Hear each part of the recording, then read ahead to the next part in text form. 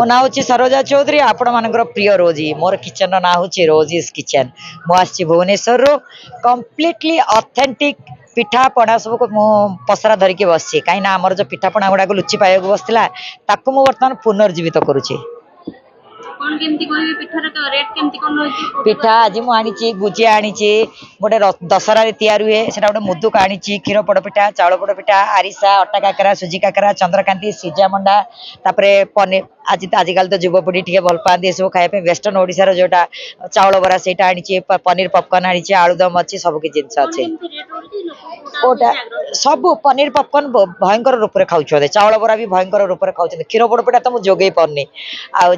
सब जिन मोर सबुदिन सब जाक सरी जाऊँगी किंतु मत पर्टिकुलाली मु कहबी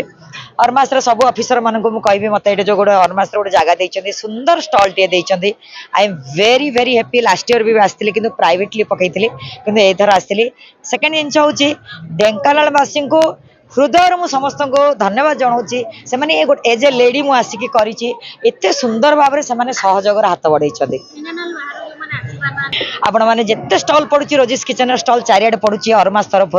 भुवनेश्वर कहतु कटक कहतु खोर्धा कहतु बालेश्वर कहतु बारीपदा कहतु आपण मैंने निहाती निहाती ओडिशार ऑथेंटिक डिश जो पिठापणा को गोटे पाद आगू नियंतो।